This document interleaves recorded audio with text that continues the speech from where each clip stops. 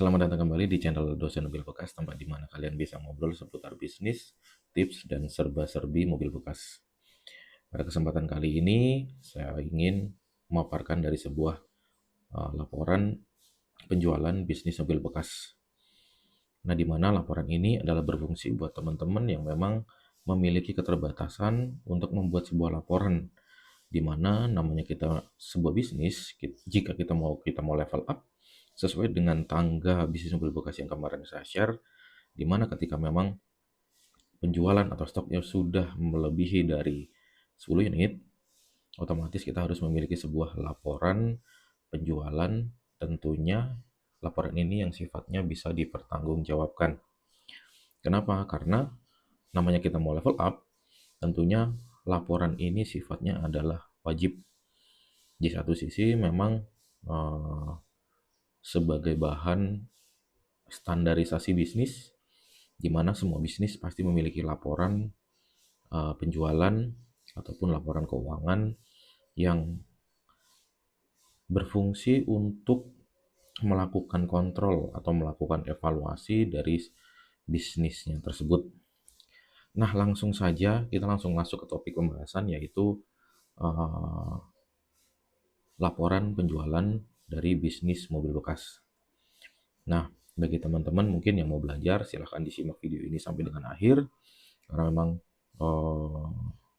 laporan ini nantinya akan ngebantu teman-teman dalam membangun tentunya bisnis mobil bekas teman-teman untuk bisa menuju bisnis mobil bekas yang besar. Oke, langsung saja. Di sini ada laporan, yaitu di sini memiliki beberapa sheet. Oh ya, sebelumnya bahwa laporan ini dibuat menggunakan website Google Sheet yang teman-teman bisa dapatkan, yaitu yang ada di handphone teman-teman. Tetapi untuk membuat laporan ini direkomendasikan untuk menggunakan laptop ataupun PC. Kenapa? Karena secara penginputan dan lain-lain tentunya lebih fleksibel diinput menggunakan laptop ataupun PC. Nah, di sini memiliki beberapa sheet. Sheet yang pertama adalah sebagai petunjuk di mana teman-teman bisa membaca bagaimana cara menggunakan template ini ataupun cara input dari template ini dari mulai awal sampai dengan akhir. Nah, tentunya di sini sudah ada panduannya.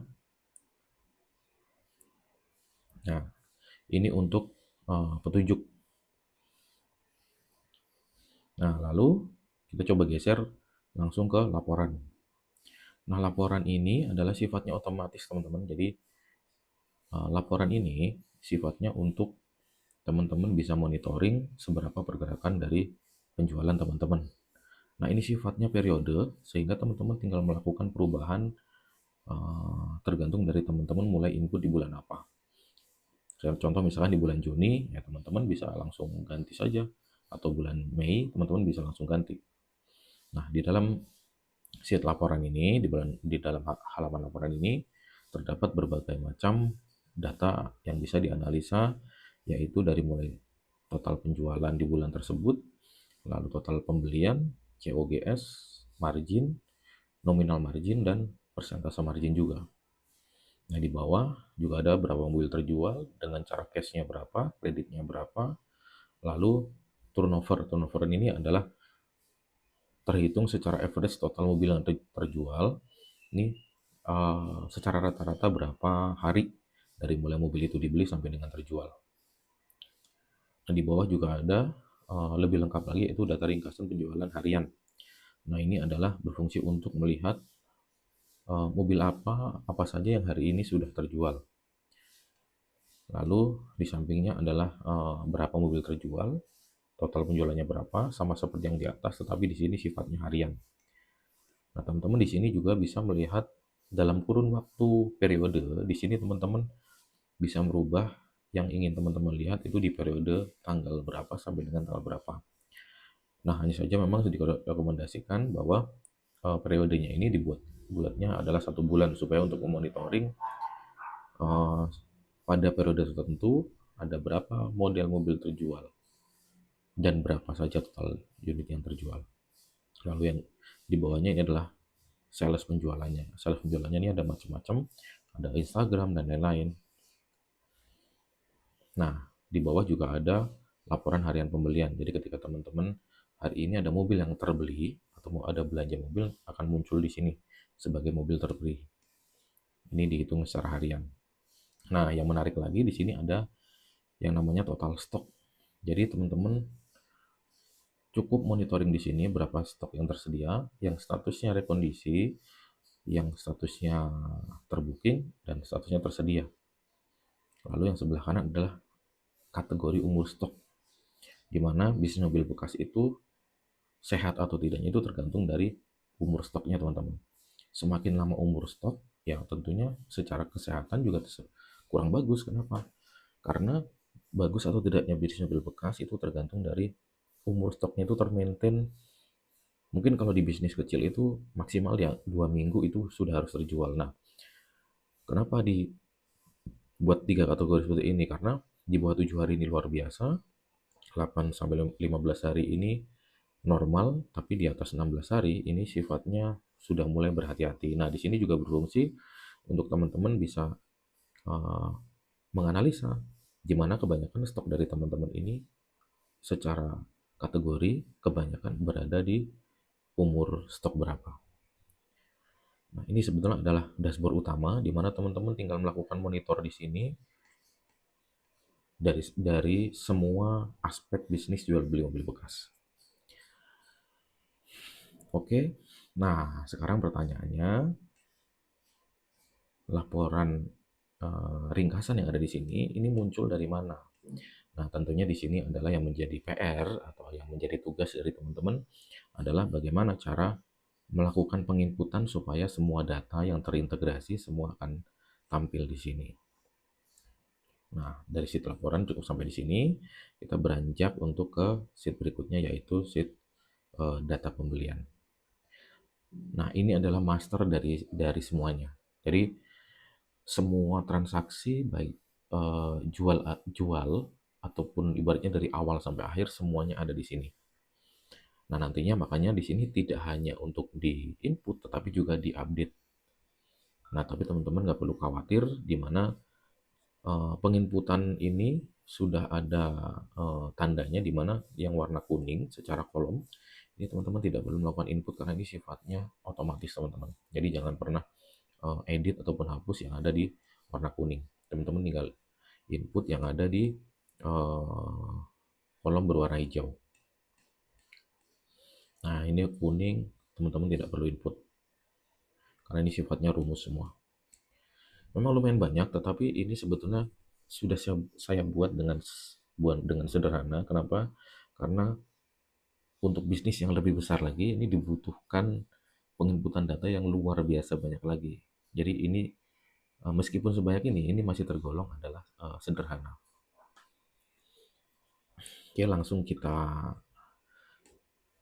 input. Oh ya, namun sebelum kita teruskan ke study case penginputan,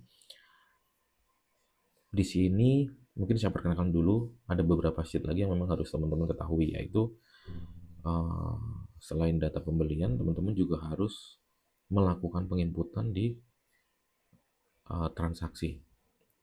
Nah, di halaman transaksi ini teman-teman harus melakukan semua yang berhubungan dengan pengeluaran uang ataupun pemasukan atau transaksi yang terjadi.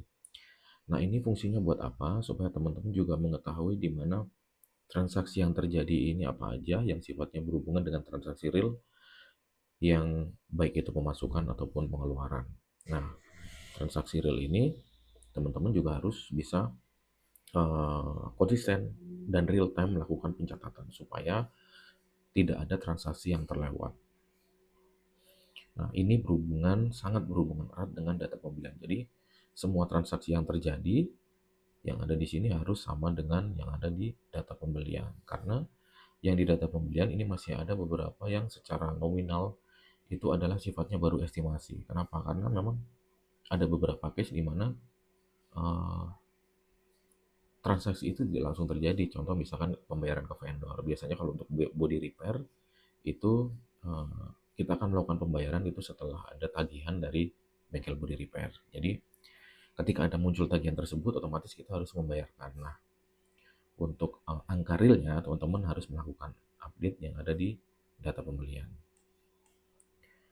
Nah, jadi transaksi dan data pembelian ini teman-teman pastikan semuanya harus sama. Nah, setelah transaksi, di sini juga ada yang namanya penjualan.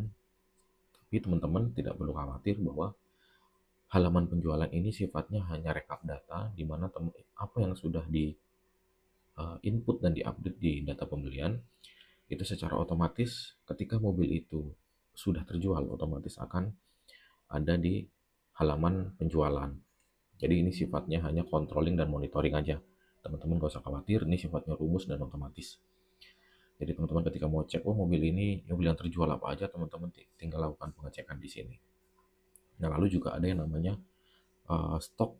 Stok ini juga sama sifatnya otomatis, jadi teman-teman tidak perlu khawatir, tidak perlu ada yang dirubah, teman-teman tinggal update saja yang ada di data pembelian, semua otomatis akan terupdate di sini. Nah, di halaman stok ini sifatnya adalah untuk melakukan monitoring stok yang masih tersedia, lengkap dengan berapa umur stoknya dan statusnya. Status itu bisa book, bisa rekondisi, hanya ada 2 itu. Karena kalau yang sudah terjual tidak akan masuk di sini. Nah, yang terakhir ini adalah laba rugi. Fungsi dari laba rugi adalah supaya teman-teman mengetahui di mana perhitungan dari laba sebuah bisnis mobil bekas itu bukan hanya dari harga jual dikurangin dengan harga modal pembelian. Kenapa? Karena banyak biaya lain yang teman-teman juga harus perhatikan. Karena banyak orang yang mau level up bisnisnya karena memang sebelumnya tidak pernah menghitung dari sisi gaji, dari sisi operation, dari sisi biaya-biaya lain yang harus muncul, biaya sewa. Ketika memang mau level up, ketika dihitung-hitung loh, oh marginnya atau labanya ternyata minus. Kenapa? Karena teman-teman belum terbiasa menghitung biaya operasional. Ini kita belum biaya aset dan lain-lain, tetapi di sini yang saya buat adalah versi sederhana supaya memang teman-teman gampang untuk melakukan perhitungan dari bisnis jual beli mobil bekas teman-teman. Nah, baik lagi di sini memang saya bukan expert di bidang akuntansi, jadi di sini saya membuat memang secara sederhana dan menggunakan bahasa yang mudah untuk dimengerti. Jadi buat teman-teman mungkin yang nonton orang yang pakar dari atau expertise di bidang akuntansi, disclaimer bahwa di sini memang dibuat untuk secara sederhana agar teman-teman lebih mudah dalam melakukan penginputan, tentunya juga melakukan analisa dari bisnisnya. Lalu, nah ini kategori, ini berhubungan dengan laba rugi. Jadi kalau misalkan nih teman-teman membutuhkan kategori lain, teman-teman bisa input di sini. Teman-teman tinggal input ini sebagai pemasukan atau pengeluaran. Karena namanya transaksi itu cuma ada 2, yaitu pemasukan dan pengeluaran. Nah, di sini adalah setelan.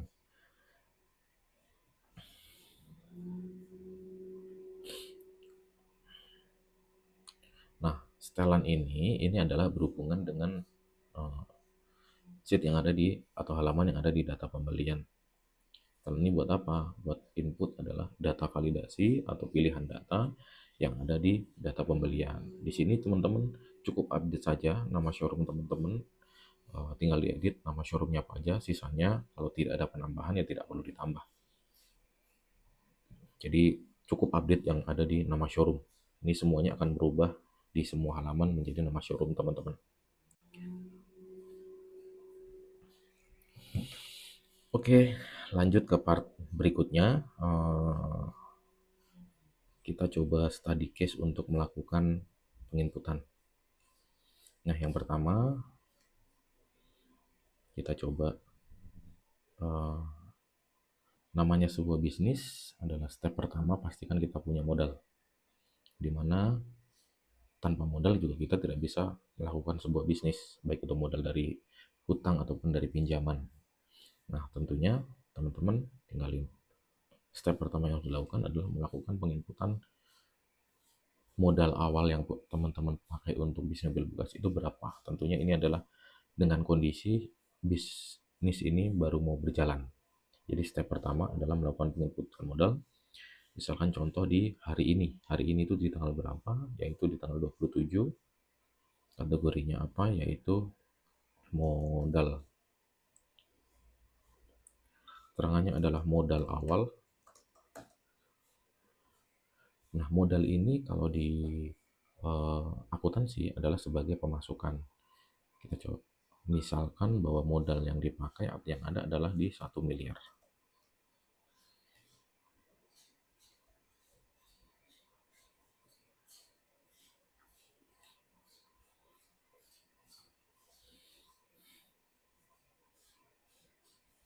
Nah, secara otomatis di bagian saldo ini akan muncul sebanyak 1 miliar sesuai dengan modal yang kita masukkan. Nah, setelah modal selesai, tentunya ketika sudah memiliki modal, step pertama sebagai bisnis mobil bekas adalah satu, mencari yang namanya stok mobil yang akan kita pakai untuk stok yang untuk kita jual. Nah, in case kita udah dapat mobil yang kita mau beli, kita tinggal lakukan penginputan. Di sini saya udah kumpulkan supaya lebih cepat, teman-teman.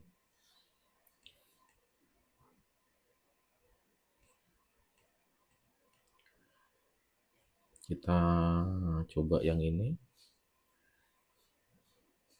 Itu aja Kijang Innova 2016. Kita tinggal masukkan nopolnya berapa. Nah, di sini sudah menggunakan rumus, teman-teman nggak perlu khawatir. Nah, kita tinggal input dari mereknya apa, Toyota. Oh ya, di sini memiliki fitur di mana teman-teman dalam penginputan merek, model, dan tipe ini secara otomatis akan memberikan suggest tipe apa yang memiliki nantinya akan keluar sesuai dengan standar. Contoh di sini Kijang Innova. Nah, ini secara otomatis akan muncul. Nah, dengan penginputan tipe ini teman-teman harus mengikuti standar yang ada atau standar penginputan supaya apa? Supaya nantinya rumus yang ada itu tidak error. Kenapa? Karena ini harus mengikuti standar dari penginputan. Standar penginputan dari tipe adalah dimulai dari cc-nya terlebih dahulu 2.0, lalu bahan bakarnya apa, lalu transmisinya. Ini kita pilih manual, lalu tahunnya tahun 2016. Transmisinya manual, warnanya silver aja ya. Kilometer kita coba asal aja 30675. Pajaknya kita coba buat di pajak panjang aja deh, berarti 2026. Oh ya, penginputan yang berhubungan dengan tanggal teman-teman harus bisa melakukan penginputan dengan sesuai dengan standarnya ya, karena ini berhubungan dengan rumus. Nah, sumber pembelian. Nah, kenapa ini harus ada sumber pembelian? Supaya teman-teman bisa menganalisa bahwa teman-teman ini kebanyakan mendapatkan sumber barang untuk dijual itu dari mana saja. Ya, ini contoh kita dari OLX. Nama penjualnya adalah Benny. Ini sebagai contoh saja. Nah, kepemilikan ini teman-teman bisa input sesuai dengan yang ada, kondisi mobil yang ada. Contoh misalkan mobil ini tahun pertama atau tahun kedua, atas nama orang atau atas nama PT. Teman-teman tinggal sesuaikan. Nah, di sini coba untuk namanya satu orang. Nah, kelengkapan mobil ini meliputi apa saja? Kelengkapan mobil itu yang sifatnya adalah buku manual, buku servis, dan kunci serep. Ini merupakan salah satu dari kelengkapan mobil, penunjang ya bahwa mobil itu memiliki kelengkapan. Di luar kelengkapan dokumen, karena itu nanti akan ada sheet sendiri.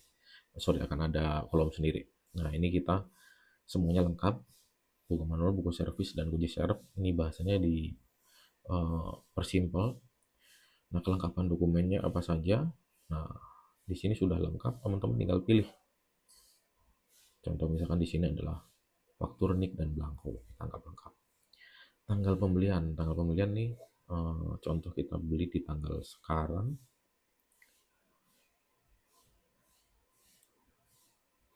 Kok tanggal 12 Juni? Kita tanggal 27.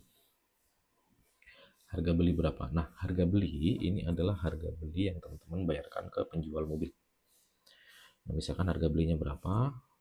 2016 ya, let's say kita beli di angka 170. Murah sih ya. Nggak apa-apa, namanya juga study cost. Nah, ini adalah pajak. Pajak berarti kan di sini kita beli pajaknya sudah panjang, otomatis tidak perlu ada kita anggarkan yang namanya COGS. COGS itu adalah biaya-biaya yang muncul untuk uh, menjadikan satu mobil ini siap untuk dijual. Nah, itu nempelnya ada di setiap mobil karena ini terhitung sebagai total harga beli, teman-teman. Jadi modal setiap mobil itu terhitung dari berapa kita beli, berapa rekondisi yang ada, atau biaya-biaya lain-lain yang muncul untuk mobil tersebut. Nah, itu namanya total harga beli. Rekondisi dimisalkan 2 panel, ya kita hitung saja 2 panel 1 juta ya. Komisi anggap aja nggak ada. Ini di sini bisa diisi biaya lain-lain, entah komisi entah apa, komisi pembelian ya. Karena kalau komisi penjualan beda lagi. Nah, berarti total COGS atau biaya-biaya yang muncul untuk satu mobil ini ready untuk kita jual atau total harga beli adalah di 171. Ini secara modal. Nah, di sini harga jual ini teman-teman bisa input manual atau teman-teman juga bisa juga menggunakan rumus. Coba ya, edit history.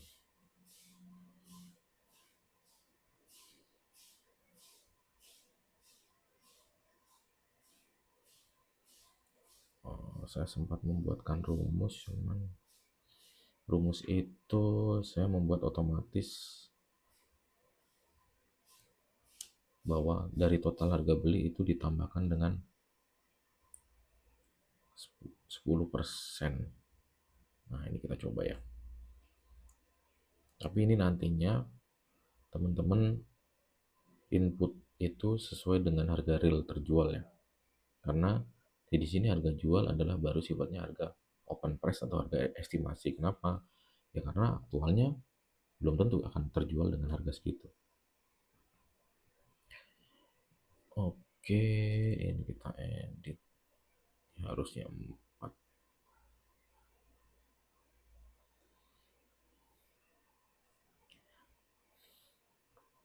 Nah, kalau dibuat rumus ini secara otomatis ketika memang ditambahkan 10%, ini harga jualnya adalah di angka 190.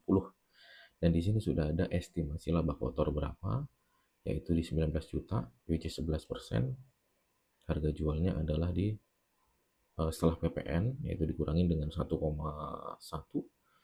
jadi 187. Jadi sebenarnya harga bersihnya, margin bersihnya adalah di 10%.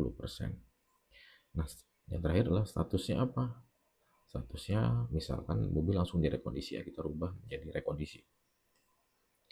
Nah, ini sampai di sini dulu untuk penginputan ketika kita saat membeli mobil. Selesai sampai di sini dulu.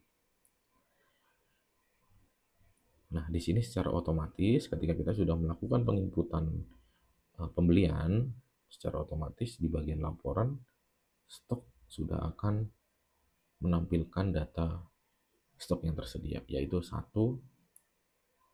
ini statusnya adalah rekondisi. Nah, rata-rata umur stok 0. Kenapa? Ya karena baru beli hari ini, jadi belum terhitung sebagai berapa hari dari mulai tanggal pembelian. Nah, sama dengan di sini, secara stok juga otomatis akan muncul sebagai press list. Teman-teman bisa lakukan pengecekan di sini. Statusnya rekondisi, umur stoknya 0. Nah, setelah melakukan data pembelian, ini kan belum terjadi yang namanya penjualan. Nah, teman-teman, misalkan nih mobil tersebut langsung dilakukan rekondisi dan langsung dibayar, bukan yang sifatnya nunggu tagihan dari body repair. Di sini adalah sebanyak 1 juta rupiah. Nah, sebelumnya teman-teman harus input nilai transaksi dulu ya, berapa total yang dibeli, nominal pembelian bersih teman-teman bisa lakukan penginputan di transaksi. Ya, kita input sebagai pembelian.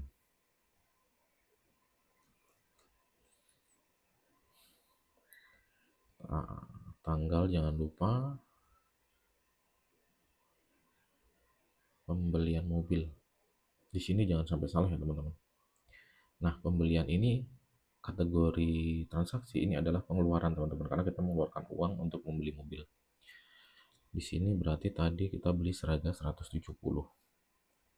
Nah, mengapa 170? Padahal kan tadi total nilai beli itu kalau dengan rekondisi atau COGS itu adalah 171. Nah, itu karena memang COGS itu harus terpisah teman-teman. Karena realnya, misalkan ini dari pada saat pertama kita melakukan estimasi itu body repair misalnya 1,5 juta, ternyata pas sudah kita melakukan pembelian, kita estimasi ternyata di bawah dari angka tersebut, berarti kan artinya aktualnya tidak sesuai dengan apa yang kita estimasi di awal. Nah, ini secara otomatis saldo kita berkurang di 830. Nah, fungsi dari ada yang namanya saldo balance di sini adalah untuk memonitor secara keuangan, pastikan bahwa yang ada di rekening teman-teman harus sesuai dengan yang ada di sini. Karena ini fungsinya adalah mengontrol cash flow yang ada yang teman-teman pakai untuk melakukan bisnis jual beli mobil bekas. Nah, kita langsung saja input untuk rekondisi. Let's say rekondisinya sesuai ya, harganya 1 juta. Ini kita masuk ke COGS. Kita di sini kasih keterangan body repair 2 panel. Nah, ini keterangannya sebelah hanya sebagai lebih detail ya. B1, 2, 3, 4 CGR. Nah, balik lagi kita mengeluarkan uang untuk pembayaran ke body repair, berarti nominalnya berapa di 1 juta. Nah, secara uang atau saldo pasti berkurang lagi, yaitu di 829.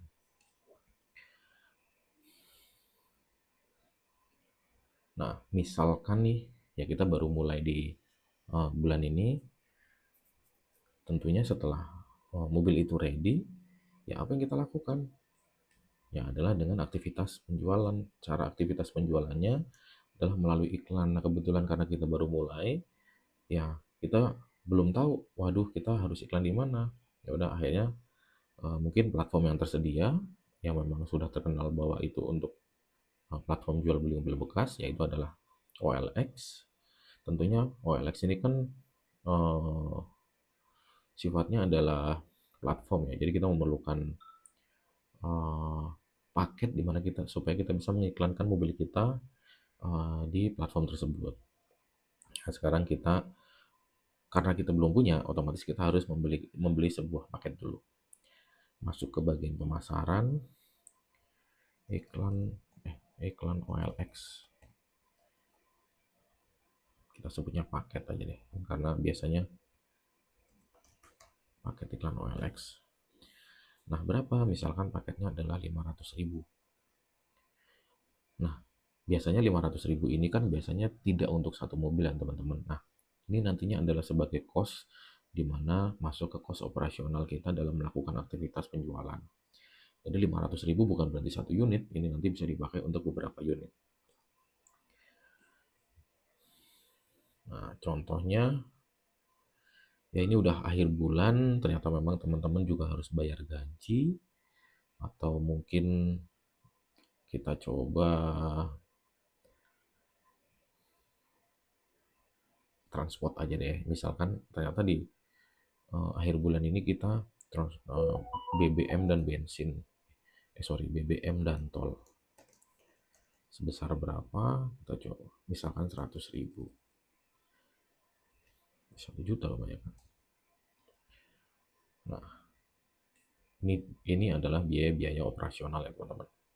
Beda dengan COGS. Kalau COGS itu dia mengikuti atau nempel yang ada di mobil yang kita beli. Tapi kalau biaya operasional yang sifatnya fluktuatif atau variabelnya itu kadang naik, kadang turun, kita masuknya ke biaya operasional.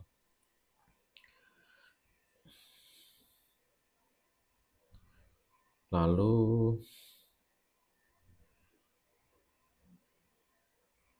oke,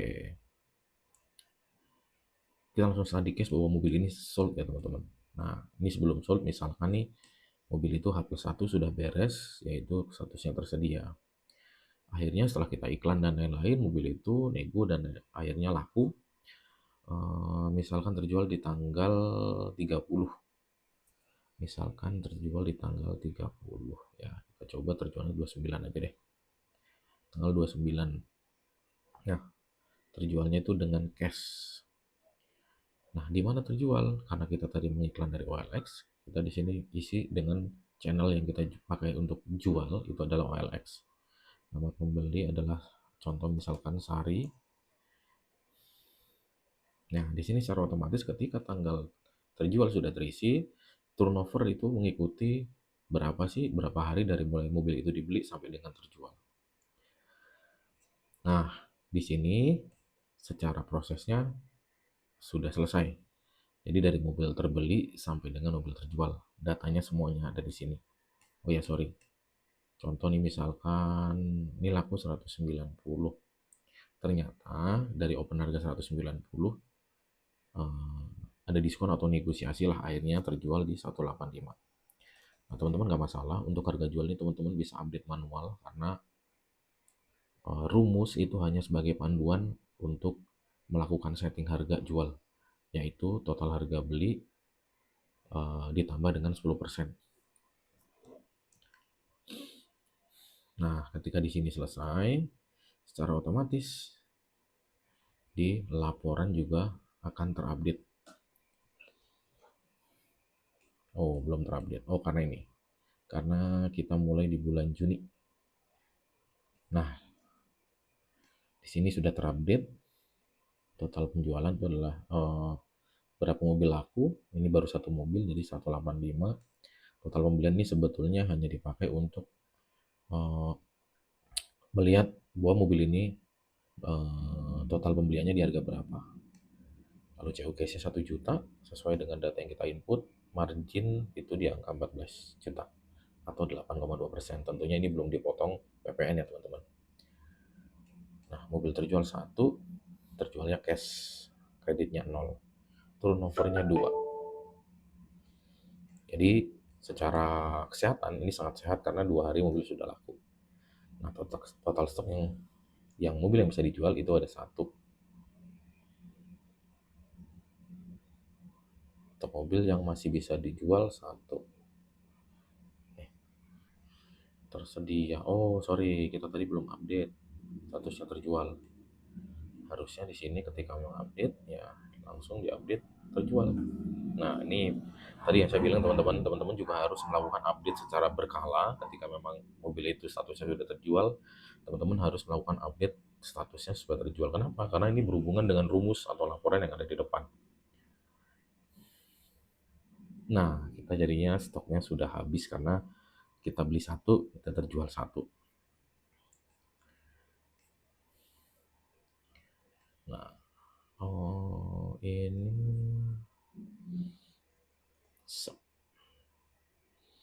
oh karena terjualnya tanggal 29 ya. Berarti ini sampel aja ya teman-teman, plus 2.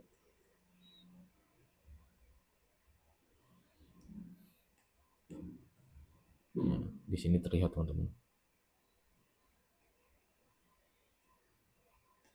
Ini kayaknya error nih, sebentar. Nanti deh, nanti gitu. Intinya nanti ini adalah sebagai report mobil apa yang terjual di hari tersebut. Nah, ini secara otomatis Kijang Innova 1, channelnya apa? OLX. Nah, ini adalah laporan penjualan teman-teman. Nah, lalu kita juga harus melihat misalkan nih di akhir bulan kita harus hitung-hitung nih ya, bulan ini tuh ternyata berapa. Karena apa? Karena di laporan ini adalah masih laba kotor teman-teman. Laba kotor itu belum dipotong dengan biaya operasional dan lain-lain. Nah, laba rugi ini kita sudah menghitung secara total. Dari laba bersih itu berapa total laba kotor yang ada.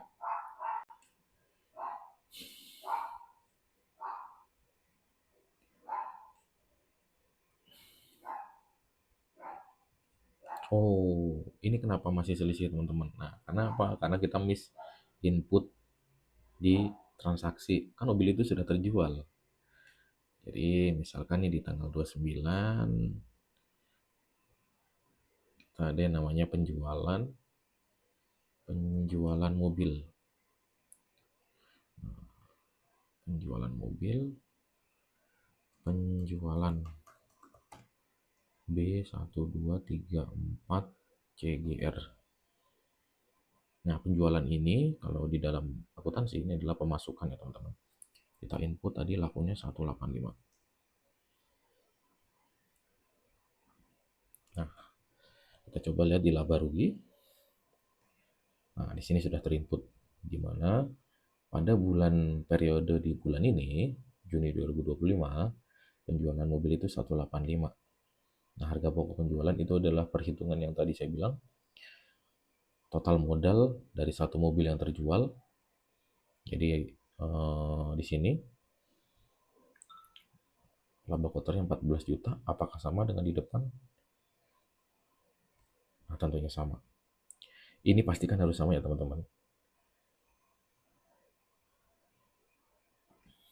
Nah, di bawah ini yang tadi saya bilang bahwa ada biaya-biaya yang memang muncul dalam mengoperasikan sebuah aktivitas penjualan atau aktivitas bisnis. Nah, ini teman-teman ini belum kita kasih beban yang namanya gaji, karena balik lagi teman-teman juga harus menggaji teman-teman sendiri kalau teman-teman masih bergerak sendiri.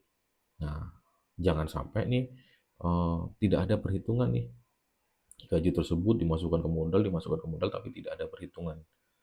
Kalaupun teman-teman mau memasukkan gaji teman-teman ke modal, teman-teman harus tarik dulu nominal tersebut, nanti dimasukkan sebagai modal. Supaya apa? Supaya terhitung bahwa investasinya ada bertambah. Jadi bukan hanya sekedar dikumpulkan tanpa ada catatan. Nah, ini contoh, ini belum ada gaji karena baru mulai. Nah, di sini adalah akan keluar yang namanya laba bersih, yaitu total laba kotor dikurangin dengan biaya-biaya yang muncul untuk operasional dari sebuah bisnis. Oke, mungkin study case-nya cukup sampai di sini aja. Ini sudah 38 menit teman-teman. Jadi balik lagi, ini adalah tools buat teman-teman untuk mempermudah teman-teman dalam melakukan aktivitas bisnis jual beli mobil bekas, tentunya supaya teman-teman memiliki laporan penjualan dan laporan kontrol dari sisi transaksi atau apa namanya, cost control ya, mungkin sebutannya adalah. So, jadi buat teman-teman yang mau next level di bisnis mobil bekasnya, teman-teman udah harus mulai menata dan memiliki laporan yang bisa dipertanggungjawabkan. Nantinya ketika bisnis teman-teman besar, jadi teman-teman nggak kaget. Karena apa? Karena ternyata banyak sekali biaya-biaya yang muncul dalam mengoperasikan sebuah perusahaan. Ini belum nantinya biaya marketing dan lain-lain. Sebelum biaya-biaya itu banyak sekali teman-teman. Kalau kita bicara bisnis kita, yang kita ingin menjadi bisnis yang besar. So, mungkin cukup sampai di sini penjelasan tentang laporan penjualan bisnis mobil bekas. Jadi buat teman-teman yang berminat untuk memiliki laporan ini, teman-teman bisa langsung cek di deskripsi video ini, lalu klik di link bio-nya, di link di deskripsi video ini, dan teman-teman tinggal ikuti caranya, teman-teman tinggal pilih.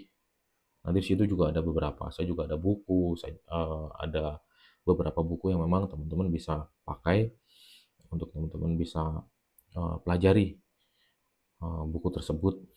Atau juga di sini teman-teman bisa menemukan template penjualan bisnis mobil bekas.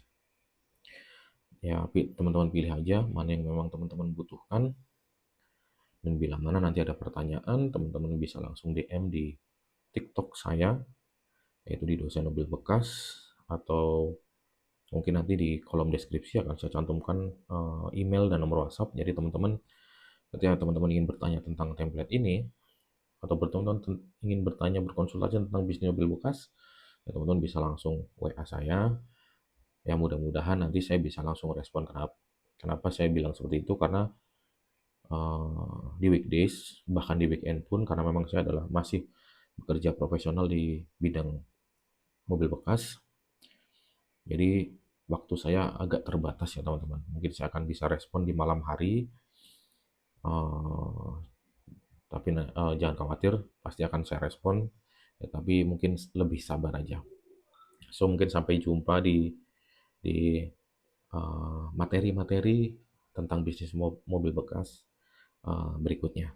Yo, harapannya semua ini bisa bermanfaat buat banyak orang, bisa membantu banyak orang. Tentunya ketika memang banyak orang yang terbantu dengan adanya materi-materi yang apa yang saya sampaikan, tentunya itu menjadi sebuah kebanggaan bagi saya sendiri karena bisa membantu teman-teman semua dalam membangun bisnis mobil bekas, tentunya yang uh, apa namanya besar, tentunya bisa konsisten dan jangka panjang. Oke, thank you. Sampai jumpa di materi-materi berikutnya. Oh ya, jangan lupa uh, like dan subscribe YouTube Dosen Mobil Bekas. Jangan lupa tinggalin jejak di kolom komentar video ini supaya ya banyak yang tahu bahwa uh, teman-teman yang lain yang pengen belajar tentang bisnis mobil bekas langsung bisa uh, melihat di channel YouTube Dosen Mobil Bekas. Oke, sampai sini.